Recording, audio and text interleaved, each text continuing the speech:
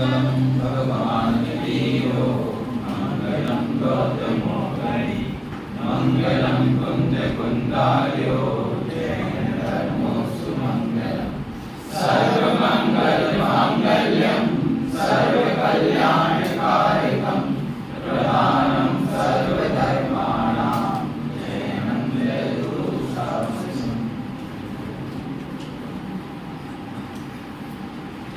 परमानंद की प्राप्ति के लिए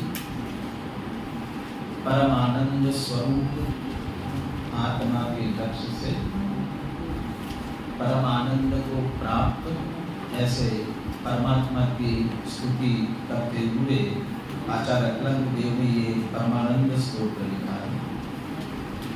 जिस आत्मा का ज्ञान, श्रद्धान और ध्यान, ज्ञान श्रद्धान पूर्वक ध्यान होता है, तो जिस आत्मा के ध्यान से परमानंद की प्राप्ति होती है, एक तरह से हम तो ध्यान पर इसीलिए इसको कह सकते हैं क्योंकि ध्यान पर बहुत बल दिया हुआ है। लेकिन जिसका ध्यान करना है उसका स्वरूप, उसका विचार, उसका चिंतन, उसका मनन, उसकी महिमा अपने चित्त में होनी चाहिए।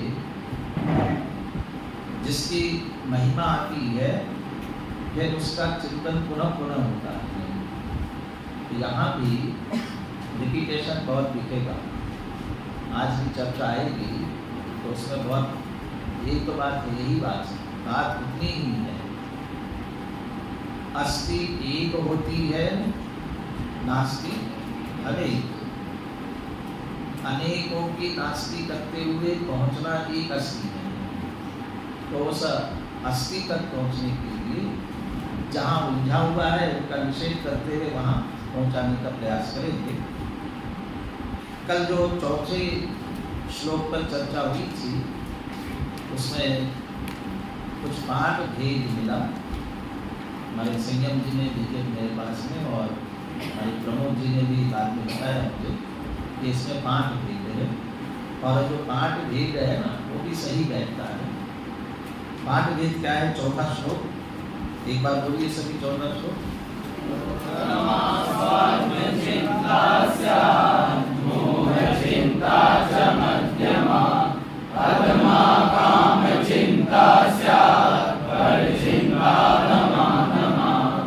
जो दूसरा चरण है मोह चिंता, उसके स्थान पर देह चिंता शब्द दिया है। देह चिंता और मोह शब्द का भाव लेते हुए जिन्होंने भी अर्थ किया उन्होंने वो मोह चिंता को पर जीवों के हित की कामना करना, मैंने शुभ भाव की मुख्यता से लिया, शुभ भाव की अपेक्षा से उसको घटित किया। लेकिन जब देह चिंता की बात करेंगे तो फिर वह शुभ भाव तो घटित नहीं होगा।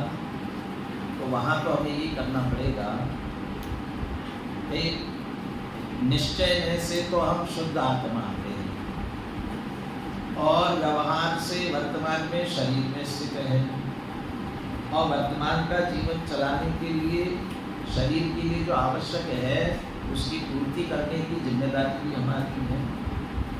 आवश्यकता की पूर्ति करना एक बात और आवश्यकता से अधिक उसे सुविधा देना, लोगों की सामग्री देना, वो दूसरी बात। इस बात का विश्लेषण करते हुए ये कह रहे हैं सबसे पहले तो अपनी आत्मा का ही चिंतन होना चाहिए। यदि परमानंद प्राप्त करना चाहते हो तो उसके लिए तो अपनी आत्मा का चिंतन ही सर्वोत्तम स्वात्म चिंता से। एक वाक्य सुना होगा ना, आत्मानुभूति जरूरी है, बाकी सब मजबूरी है। लेकिन ये किनके लिए? जिनको सचमुच आत्मा की रुचि अंदर से अच्छी तरह से प्रकट हुई है, उनको तो बारंबार सचमुच यही लगता है या यही काम जरूरी है, बाकी करना तो पड़ेगा नहीं, करना पड़ेगा, मजबूरी है। वर्तमान की अभी हमारी स्थिति परिस्थिति है, कमजोरी है, जिसके कारण से ये करना हमारी मजबूरी है। और उस मजबूरी में सबसे बड़ी मजबूरी है कि हम देह में स्थित रहें और इस देह की संभाल करना वो जरूरी है। इसलिए देह चिंता से मन, ये अपने देह के लिए सोचना, अपने व्यापार धंधे के लिए सोचना, आजीविका के लिए सोचना कि गलत नहीं है, न्यायपूर्वक अपनी आजीविका चलाना उतना है। इसलिए मध्यम उसके संदर्भ में विचार करता है कि मध्यम है। परंतु देह की आवश्यकता की पूर्ति हुई, अब अच्छा चाहिए, तो अब विषयों की काम चिंता, अब 5 इंद्रिय विषय भोगों की दृष्टि से विचार करने लगे तो काम चिंता, विषयों की चिंता वो आदमी है। चलो अभी तुम्हारी भूमिका ऐसी है कि 5 इंद्रिय विषय भोगों की लालसा होती है, इसलिए उसके संदर्भ में परिणाम आता है। लेकिन पर जिससे तुम्हारा कुछ लेना देना ही नहीं है, जिसमें तुम्हारा कुछ चलता ही नहीं है, उसमें व्यर्थ का हमारा समय गंवाना और ऐसा दूसरे के संदर्भ में करना अधिक आसक्ति, अधिक वृद्धता, अधिक तीव्र कषाय का कारण है। इसलिए अधमागम कहा भैया, उसके संदर्भ में क्यों करते हो, इसलिए पर चिंता अधमागम। आत्मा, उसके बाद देह, देह के बाद 5 इंद्रिय विषय, कि चलो वहाँ तक हमारी ही सीमा है, हमारी भूमिका है, परंतु उसके अलावा पर के संदर्भ में विचार करना वो क्या है, अधमागम। जिस आत्मा का ध्यान चिंतन करने की बात पुनः पुनः कर रहे हैं, ऐसा कोई करते हैं, उन्हें लाभ मिलता है। ये 5वें श्लोक में कहा था, सारे विकल्पों से परे होकर सहज, जो दादा की चर्चा बहुत विस्तार से पुनः पुनः चल रही है, सहजता की, सहज देखो जानो, देखना जानना भी सहज होने दो, माने देखने जानने का विकल्प भी मत करो। आत्मा को देखना है, इसका भी विकल्प मत करो। निर्णय हुआ ना, रुचि हुई ना, यदि निर्णय हुआ है, रुचि हुई है, जिसकी रुचि होती है उसकी तरफ हमारा चित्त सहज जाता है। उत्तम तप धर्म ने एक बात लिखी है, और उसी ध्यान तप की बात करते हुए, ध्यान करना नहीं आता है, किसको नहीं आता है, कौन नहीं करता ध्यान।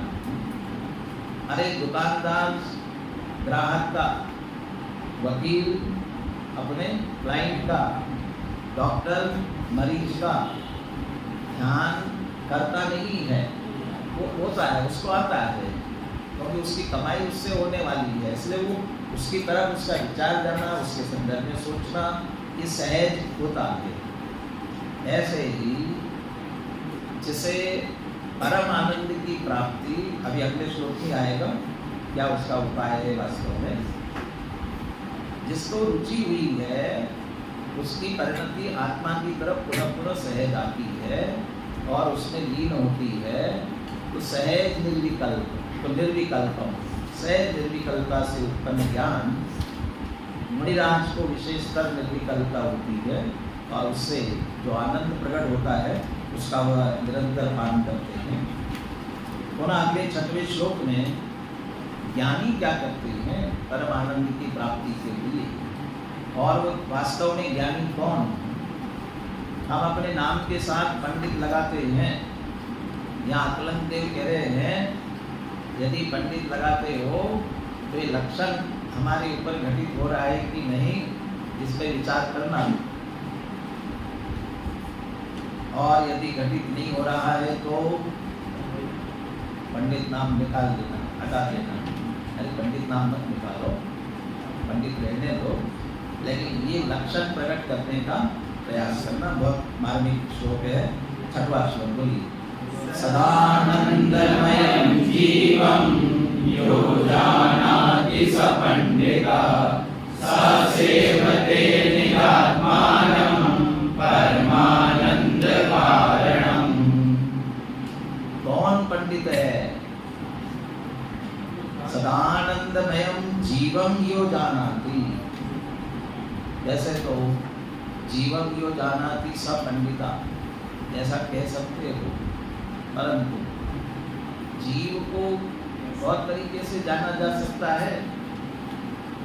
टोडरमल जी ने ही जीव अजीव तत्व की भूल 7वें अधिकार में, 7वां अधिकार जो जैन है, जैन शास्त्रों का अध्ययन करते हैं उनके संदर्भ में लिखा, वहाँ वो सबसे पहले लिखते भूल क्या है। हमने शास्त्र अध्ययन किए ना, तो शास्त्रों का अध्ययन करता है, जीव अजीव के संदर्भ में पढ़ता है, लेकिन क्या पढ़ता है कि जीव के गुणस्थान मार्गणास्थान कितने भेद प्रभेद है, ये विस्तार तो जान लेता है, ये विस्तार तो समझता है, ये विस्तार पढ़ लेता है। अजीव में पुद्गल आदि के वर्ग वर्गणा इत्यादि जो स्कंद भेद इत्यादि अनुस्कंद इत्यादि जो भेद है, ये सब जानता है। और ये जितना अधिक जानते हैं इसके संदर्भ में, बहुत पहले तो कर्णान योग का भी विशेष ज्ञान जिनको होता था वे विद्वान कहलाते थे, वे पंडित कहलाते थे। और बाकी अध्यात्म की चर्चा चरणान योग का कोई उपदेश देने वाले होते थे, वे तो उपदेशक हैं, विद्वान नहीं, पंडित नहीं, वे पंडित कहलाते थे। तो ये विस्तार जान लिया, यहाँ तो कहते हैं उससे पंडित नहीं कहलाएंगे। टोडरमल जी भी कहते हैं ये तो जाना, लेकिन भेद विज्ञान के लिए कारणभूत, भेद विज्ञान और वीतराग, इसके लिए कारणभूत जो अध्यात्म के कथन है उसकी तरफ हमारा ध्यान नहीं है। ये अध्यात्म की दृष्टि से जीव के भेद प्रभेद जाने, लेकिन असली जीव का लक्षण और जीव का जो प्रयोजन है वह यदि नहीं जाना तो फिर विद्वत्ता असली प्रयोजन नहीं निकाला ना, इसलिए वो विद्वान पंडित नहीं कहला सकता। जीवम यो जाना, जीव को जानता है, अपने को जानता है, लेकिन अपने को कैसा जानता है? सदा आनंदमय। जीव कैसा है? आनंदमय है। मैं ज्ञानानंद स्वभावी हूँ। ज्ञान के साथ आनंद लगा, ज्ञान लक्षण है, आनंद प्रयोजन है। तो जो आनंद में प्रकट करना है, ऐसा आनंद में मैं स्वयं हूँ, सदा आनंदमय। जीवन यो जाना, सदा आनंदमय। सदा शब्द को दो तरफ से लगाना। जीव कैसा है? सदा आनंदमय है। सदा आनंदमय माने भूतकाल में भी आनंदमय था, अभी आनंद में है और भविष्य में भी आनंद में रहने वाला है, आनंद में ही। ऐसा नहीं है कि जब सम्यक दर्शन और सिद्ध अरहंत और सिद्ध अवस्था प्रकट होगी तभी आनंद प्रकट होगा, ऐसा नहीं है। सदा आनंद में है, स्वभाव है उसका, स्वभाव का कभी अभाव होता नहीं है, सदा आनंदमय। तो जीव सदा आनंदमय ही है, वह पंडित है, वो विद्वान है, सपंडित। और सदा को जानने के साथ लगाओ, जो जीव को आनंदमय सदा जानता है, बस आनंदमय है, आनंदमय है, ये सदैव जानता है, भूलता नहीं है कभी भी, वो विद्वान है। तो सदा आनंदमय जानाति सपंडिता। जब आत्मा को आनंद में जाना है और अब परम आनंद प्रकट करना है, तो वे परम आनंद के लिए क्या करते हैं? परम आनंद के लिए क्या करेंगे? जहाँ आनंद है उसी का सेवन करेंगे। स सेवते निजात्मानम परमानंद कारणम। परमानंद के लिए या परमानंद का कारण ऐसा जो निज आत्मा, क्यों? जीव सदा आनंद में है। सदा आनंद और परमानंद दो शब्दों का प्रयोग किया, क्या अंतर करना? सदा आनंद में और परमानंद, जब दो अलग अलग शब्दों का प्रयोग किया है तो इसमें ऐसा अपन अर्थ करें, आनंद में जो कहा गया है वो स्वभाव है, पारिणामिक भाव रूप स्वभाव है आनंद। पारिणामिक भाव किसी ने दिया नहीं है, कोई छुड़ा नहीं सकता है। सदा आनंद में, त्रिकाल आनंद में, पारिणामिक भाव रूप आनंद स्वभाव, वो स्वभाव है हमारा। और परम आनंद का कारण है वो परम आनंद, उसका लक्ष्य करने पर जो निराकुल सुख, आकुलता से रहित निराकुलता, कषाय से दुख, कषाय का अभाव होने पर निराकुलता, सुख और आनंद, वह परम आनंद है। उत्कृष्ट आनंद तो सिद्ध दशा में होगा, लेकिन उसका अंश भी है, वह भी परम आनंद ही है। आत्मिक आनंद, अतीन्द्रिय आनंद है, वो परम आनंद ही है। तो पर्याय में प्रकट होने वाला आनंद, वह परम आनंद, सर्वोत्कृष्ट आनंद। परम विशेषण क्यों दे रहे हैं? क्योंकि जगत के आनंद को जगत आनंद समझता है, मानता है, लेकिन वो आनंद नहीं है। वो तो आनंद के नाम, सुख के नाम पर वास्तव में दुख ही है। इसलिए अतीन्द्रिय आनंद वो परम आनंद है, और ऐसा परम आनंद प्रकट करने के लिए वे उस सेवते निज आत्मा, अपनी आत्मा की ही सेवा करते। सेवा करते वाले क्या करते हैं? हाथ पैर दबाते हैं, नहलाते धुलाते हैं, ऐसा कर सेवा करते हैं ना, बहुत सेवा करते हैं। सेवा करने का मतलब क्या? अच्छा, आत्मा की ऐसा सेवा करने जाओगे, चलो हम आत्मा की सेवा करते हैं, हाथ पैर दबाते हैं, आत्मा के हाथ पैर हैं तो हाथ पैर दबाएंगे, क्या सेवा करना? सेवा करने का मतलब क्या है? आत्मा का सेवन करते हैं। तो सेवन करते हैं मानी क्या? ग्लास में डाल करके पीते हैं, क्या करते हैं? आत्मा की सेवा करने का एक उपाय समझो और उसको 3 शब्दों में कहो, आत्मा को जानो, आत्मा को पहचानो और आत्मा में ही लीन हो जाओ।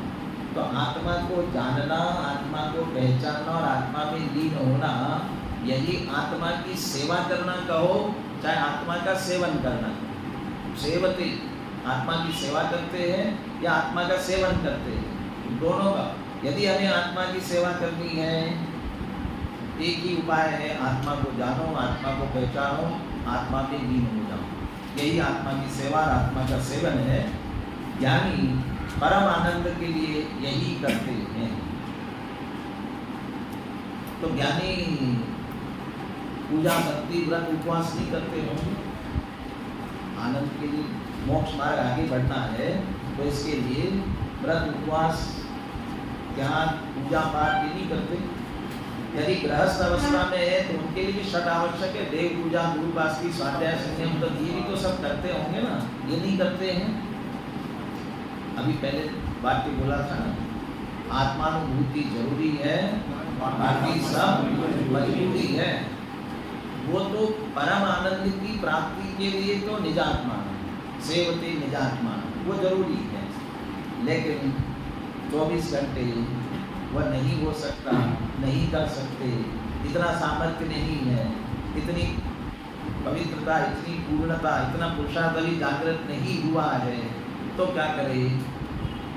यदि ये नहीं करते हैं तो और पापों में चले जाएंगे, और दुखों में चले जाएंगे, और कुगति में चले जाएंगे, बाहर की और अकुलता होगी। वो सब अशुभ से बचने के लिए करते हैं, परंतु उसे परम आनंद का कारण नहीं मानते हैं। ये सिर्फ अशुभ से बचने का उपाय है। परम आनंद का कारण तो निजात्मानंद से होती है। क्यों निजात्मा का सेवन करते हैं? वो सदा आनंद में है, स्वयं आनंद में है। जो स्वयं आनंद में है उसका आश्रय करेंगे तभी तो आनंद प्रकट होगा। इसलिए सदा आनंद में उस आत्मा का ही सेवन करते हैं, और वही वास्तव में ज्ञानी है और पंडित है। श्लोकार्थ पढ़ते हैं, तो एक बार श्लोक दोहराते हैं। जो पुरुष सदा ही परम आनंद विशिष्ट आत्मा को जानता है वही पंडित है, और वही पुरुष परम आनंद के कारणभूत अपनी आत्मा की सेवा करता है। बोले श्लोक और उसका पद्यार्थ बोलिए। सदानंदमयं जीवं यो जानाति स पंडितः स सेवते निजात्मानं परमानंदकारणम्। सदानंदमय जो जाने वह ज्ञानी, परमानंद पिपासु वह सेवे सदा निजानु। ऐसा आनंद में आत्मा कहाँ है, कैसे रह रहा है, और जहाँ रह रहा है वहाँ रहते रहते गंदा मलिन हो जाता होगा ना। हो जाएगा मलिन, तो मलिन होता नहीं। कैसे नहीं होता है ये अगले श्लोक में कहते हैं। 7वां, नलिन्यां च यथा नीरं भिन्नं तिष्ठति सर्वदा अयमात्मा स्वभावेन देहे तिष्ठति निर्मला। उदाहरण सहित कहते हैं, ये आत्मा कहाँ रहता है? सदा आनंद में गहरे हो, हमें भी आनंद प्रकट करना है। कहाँ रहता है? देहे तिष्ठति, देह में रहता है। और देह कैसा, कैसी देह है? देह की स्थिति कैसी है? नव द्वार वहे किंवारी, अस देह करे किंवारी, पर रुधिर राग मल जयति कीटस वसादिते मेरी। इनसे सब ये मलिन है और ऐसे देह में वह रह रहा है तो बहुत मलिन हो जाता होगा, बहुत मलिन हो जाता होगा। देहे तिष्ठति, देह में तो रह रहा है लेकिन फिर भी निर्मल है। यदि हम गंदे बर्तन में, आपका बर्तन गंदा और उसमें स्वच्छ पानी, दूध कुछ भी डालोगे तो साफ हो रहेगा।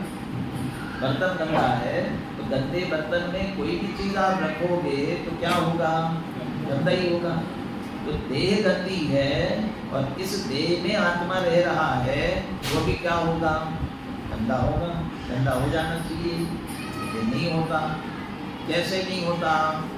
स्वभावेन तिष्ठति, रह तो रहा है लेकिन अपने स्वभाव से वह निर्मल ही रहता है।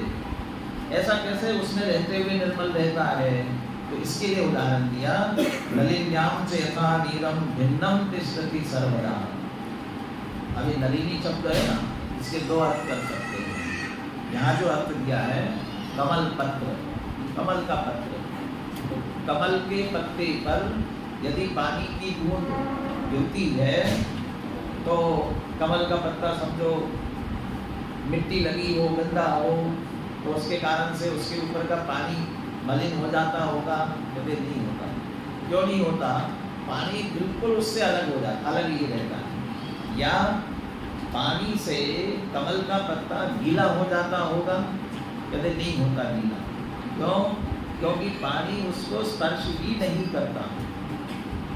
समय सार की 14वीं गाथा में पहला बोल दिया है अबद्ध स्पर्श। आत्मा कैसा है?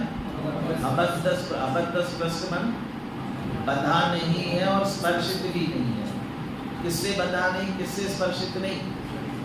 कर्मों से। कर्मों की मुख्यता ली, वहाँ कर्म की मुख्यता ली, अपन देह की मुख्यता करी।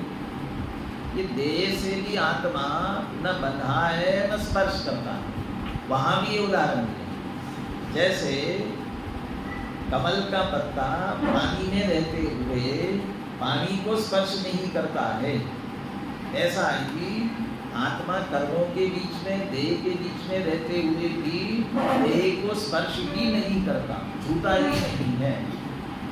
तो नलिन्यां च यथा नीरं भिन्नं तिष्ठति सर्वदा। कमलिनी पत्र के ऊपर पानी पड़ा हो तो उसे छूता ही नहीं है, उससे बिल्कुल अलग रहता है। ऐसा ही भले ही आत्मा देह में रह रहा हो लेकिन देह को छूता ही नहीं है। अब छूता नहीं कैसे? देह में रह रहा है तो बिना छुए कैसे रहेगा? आप कपड़े पहने हो तो आपके शरीर को स्पर्श कर रहा है कि नहीं कर रहा है? ये कपड़े आपके शरीर को स्पर्श कर रहे हैं कि नहीं कर रहे हैं? नहीं कर रहे हैं, बिना स्पर्श किए पहने हुए हैं, कर रहे हैं ना। और इसी देह में आत्मा रह रही है और आत्मा उस देह को स्पर्श नहीं कर रही है। बिना स्पर्श किए कैसे रह रही है? हम बहिर्दृष्टि से देख रहे हैं। उसी 14वीं गाथा के उसमें उदाहरण में दिया, यदि बाहर से देखो तो कमल का पत्ता पानी में डूबा दिख रहा है आपको, तो क्या बहिर्दृष्टि से देख रहे हो? आपको उसका संयोग तो दिख रहा है, लेकिन यदि कमल पत्र के स्वभाव के समीप जाकर के देखो, कमल के पत्र के स्वभाव के समीप जाकर के देखो तो कमल के पत्र का स्वभाव पानी को छूने का है ही नहीं, अस्पर्श स्वभाव ही पानी से, इसलिए छूता नहीं। ऐसे ही हम यहाँ आत्मा देह में रह रहा है ये देख रहे हैं, लेकिन स्वभाव एक है, उसका स्वभाव देखो, वह स्पर्शी है, स्पर्श करता नहीं है। दूसरी बात, निश्चय की दृष्टि से, निश्चय की अपेक्षा से एक द्रव्य दूसरे द्रव्य को छूता ही नहीं है। एक द्रव्य दूसरे द्रव्य को नहीं छूता।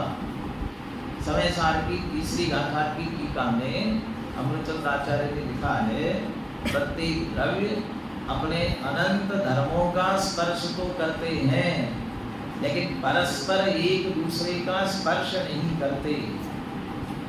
स्पर्श, अब ये स्पर्श नहीं करते का भाव क्या लेना? स्पर्श नहीं करते का भाव लेना है एक दूसरे रूप नहीं होते, अपने अपने स्वरूप रहते हैं। अभी मैंने कहा था ना, हमने कपड़ा पहना हुआ है, ये शरीर का स्पर्श कर रहा है कि नहीं कर रहा है? निश्चय से देखा जाए तो स्पर्श नहीं कर रहा है, क्योंकि कपड़ा ऊपर है, कपड़े रूप है, शरीर शरीर रूप है, दोनों स्वतंत्र रहते हैं। इसका अंत स्पर्श नहीं कर रहा है। एक द्रव्य दूसरे द्रव्य को नहीं छूता है, तो देह जड़ है, आत्मा चेतन है। तो देह की जड़ता, देह की मलिनता आत्मा में प्रवेश नहीं करती है। निश्चय से आत्मा को छूती नहीं, आत्मा को स्पर्श नहीं करती है, इसलिए आत्मा उससे भिन्न, इसमें निर्मल ही रहता है। तो स्वभाव है, इससे स्वभाव शब्द पर जोर देना। स्वभाव की दृष्टि से देखे तो आत्मा को शुद्ध ही है, निर्मल ही है। देह में रहते हुए भी देह से भिन्न है। यदि देह में रहते रहते वह मलिन हो गई होती तो समय साल में बहुत सारे तर्क होता है। कभी तो आप है ना, अगले साल पढ़ोगे आप, तो अगले साल तो आपको कर्ता कर्म अधिकार पढ़ना पड़ेगा क्या? फिर लौट के जीवाजीव अधिकार में आओगे। तो जीवाजीव अधिकार में ये देह में रह रहा है, तो संसार दशा में देह से वर्णादि के साथ में तन्मय मान लो ना, क्या दिक्कत है? अभी रह रहा है, अभी तन्मय मान लो। अभी मोक्ष में अलग हो जाता है, वो अलग बात है। जब संसार में है तब वर्णादि से तन्मय तादात्म्य है। बोलने का ऐसा नहीं हो सकता। यदि संसार में वर्णादि से तन्मय तादात्म्य हुआ, यदि इसने मोक्ष के लिए प्रयास किया, पुरुषार्थ किया और मोक्ष हुआ, तो कहते हुआ अजीव को ही मोक्ष होगा। फिर क्यों? क्योंकि यार वर्णादि से तन्मय हुआ ना, तो तन्मय हुआ तो अजीव हुआ। तो मोक्ष किसे हुआ? जो अजीव हुआ था उसे मोक्ष हुआ। तो मोक्ष दशा में भी फिर अजीव रहेगा। इसके लिए वह संसार दशा में वर्णादि से तन्मय नहीं होता। यदि वास्तव में देह के साथ रहते रहते आत्मा मलिन हो गई होती, तो फिर आत्मा सिद्ध दशा में परिपूर्ण निर्मल जो हो जाती पर्याय में, वह निर्मल नहीं होती। चूंकि देह में रहते हुए देह की मलिनता आत्मा में प्रवेश नहीं करती है, सिर्फ एक क्षेत्रावकाश संयोग मात्र है। ये उदाहरण सहित बात की। नलिनी का दूसरा अर्थ, जो नलिनी शब्द आता है ना, एक दूसरे अर्थ में भी आता है। वो जो शुक नभ चांद बिसरी नलिनी लटकायो, एक उदाहरण ये भी दिया जाता है ना। ये जो बैल या पंछी पकड़ने वाले होते हैं ना, वो क्या करते हैं? नीचे दाना डालते हैं और एक रस्सी बंधी होती है, और उस रस्सी में पूंगी नलिनी ऐसी गली रहती है, थोड़ी पाइप जैसे, पाइप को मार करके पाइप का टुकड़ा डला रहता है।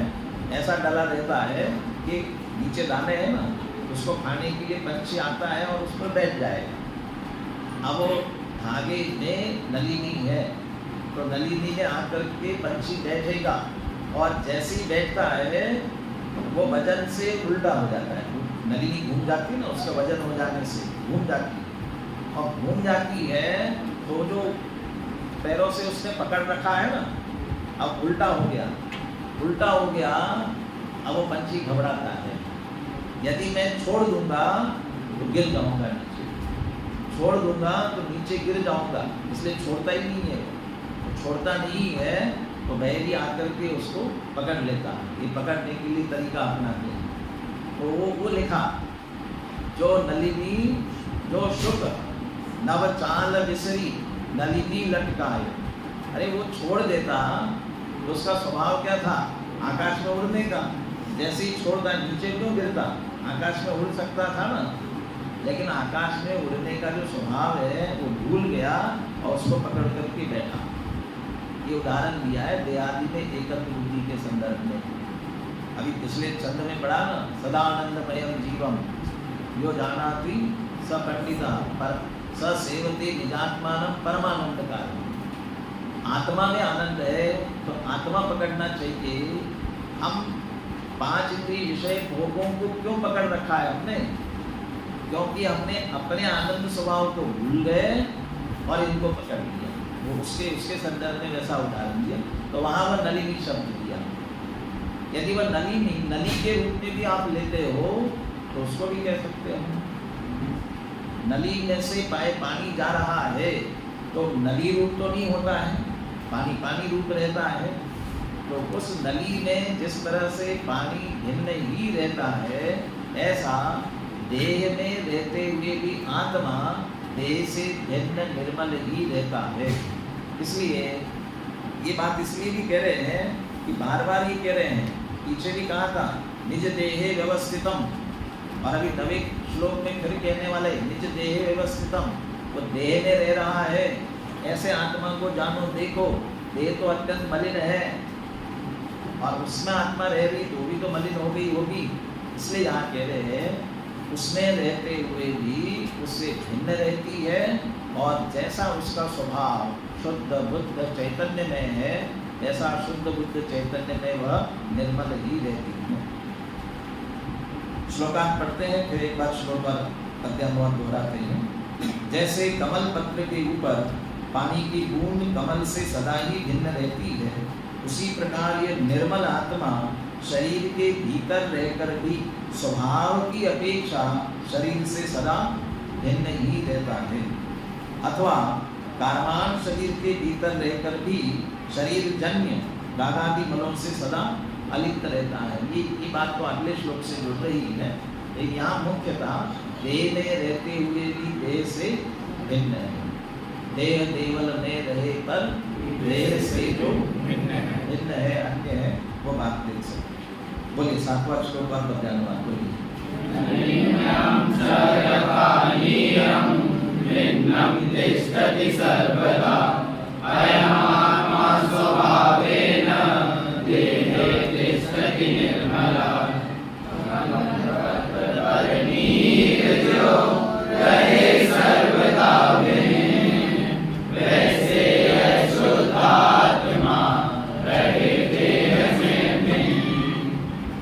चलिए, आज समय कम मिला अपने को, 2 श्लोकों का 4 श्लोकों का विचार किया था।